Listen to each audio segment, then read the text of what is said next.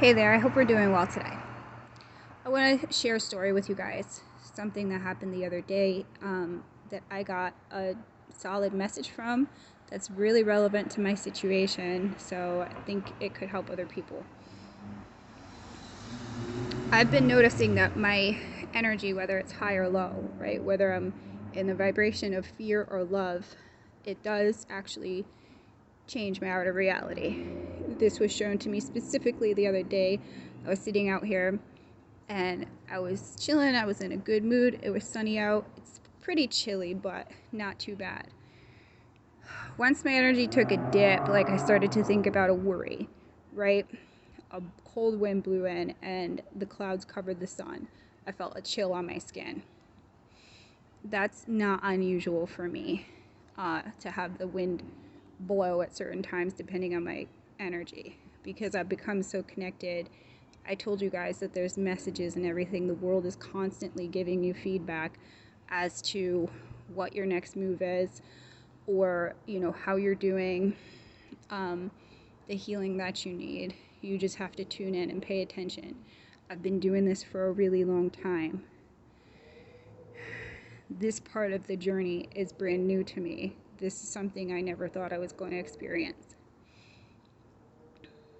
So the kids got off the school bus. We stood in the driveway for a minute talking, and this gigantic, like bouncy beast of a dog, my neighbor's dog, started like trotting down the street to us, and he has this big smile on his face. I had just told you guys the story about getting bit by a dog. I had worked with dogs all through high school, kennels and shelters. I'd never gotten bit.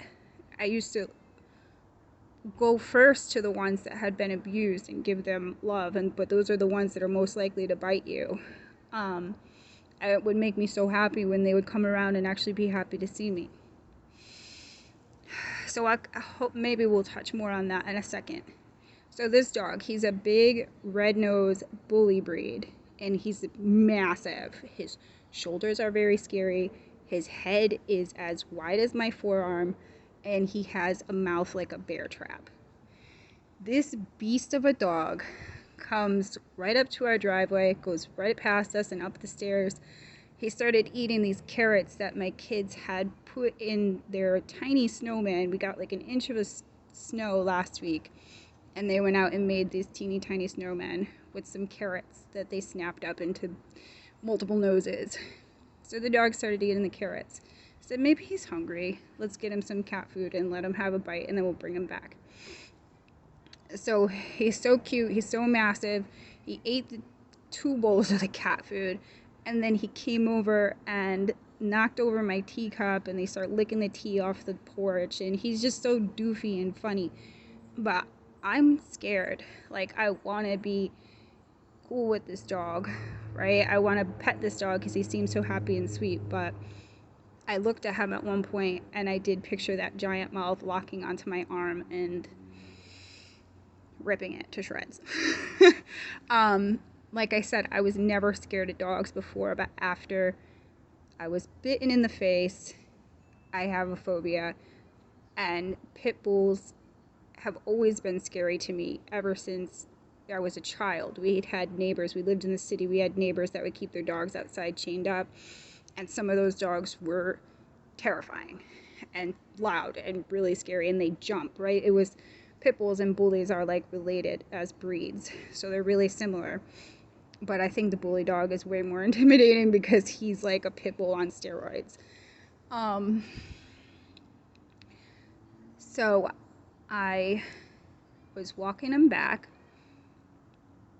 and he was following us, and I was like, oh, he is too good. Like, so I gave him that, like, good boy, right? And he loved it, and he started running. It was so cute, running toward his house. And he turned around, and he's like all prancy, and he came to me, and he like reared up on his hind legs, like to like, say hi. But I got scared. I got freaked out. His face is huge, and it was going towards my face. So I turned, and as I turned, and I could feel my body shift into fear. He jumped down, and he turned around and kept walking to his house. I said, oh my goodness, I said, he really can feel what I'm feeling. He really can sense my vibration. And like I said, my 2 kids were there too. So my oldest is a little bit scary of dogs. I don't let either one of them pet dogs that they don't know. And a Chihuahua. We were in the supermarket one time. My oldest was in the baby seat in the carriage. She was sitting up, and we were passing this old lady, and she started talking to us. She had this really old, crotchety, chubby Chihuahua in a blanket in the basket of her carriage. So my daughter was only like 2. I was talking to the lady, I was distracted, and my daughter started moving her little hand over to that Chihuahua so she could pet it, and the Chihuahua nipped at her, like snapped at her. Not on her, but close enough that my daughter was scared. And the lady got mad at me. She said, "Your daughter shouldn't be petting the dog." And I just walked away because I was not going to get into that.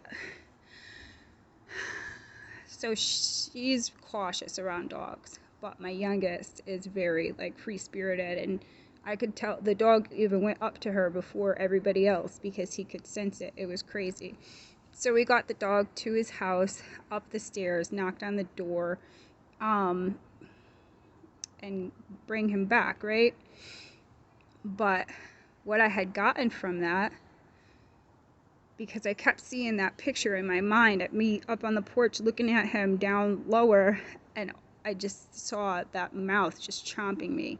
After I was like, oh, he's so cute, but then that fear set in and I saw myself getting chomped. The moral of that story was that sometimes the things you're most afraid of are misjudged. Sometimes you're intimidated by the outer appearance of something, and like that dog, it's really just a big fluff of cotton candy on the inside.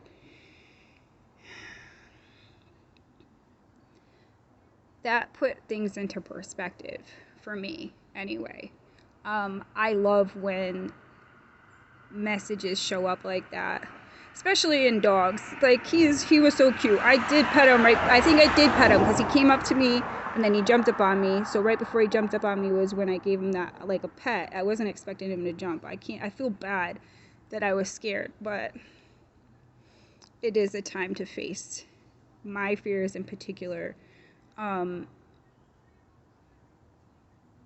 And I hope that by people seeing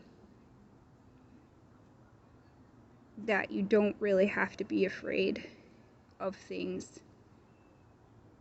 I hope that can help. Because when you think about intimidation,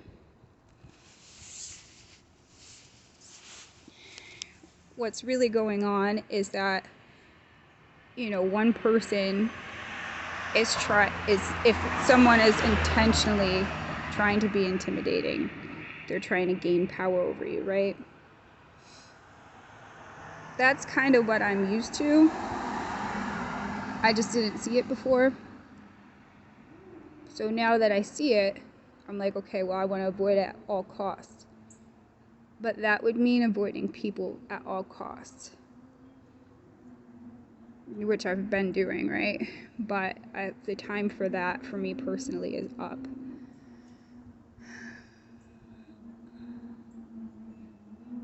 Oh, the thing with the dog, remember I said I like the sad dogs that have been abused? This is hard for me to admit, but it was brought to my attention. I was not aware. Yesterday and last night, I did a lot of emotional purging, a lot of healing. I did a deep, kind of time travel meditation where I went to my homes when I was growing up with my parents, and I saw what was going on with my adult eyes. I'd realized the amount of control that my mother had, and that she exercised, and I think she used the power of intimidation in order to pit everyone in the household against each other. I don't want to get into exactly the circumstances at this time, but in those past 2 videos, I was kind of going over stuff with my mother, and in those healings, I realized that I was kind of right to feel mad, and I can still love her, but the way she manipulates people is not acceptable. The way she tries to intentionally hurt people, and it's not just her. Because I was raised by someone who was narcissistic, it had left wounds in my soul. Demons legit in my soul attached to me. Everywhere I went, that was getting reflected back to me in the narcissists that I would gravitate to unknowingly. The reason for that was that it was something that needed to be healed.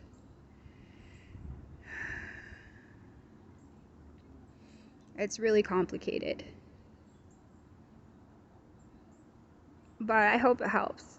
It was a cool story anyway. Thank you guys for joining me. I love you.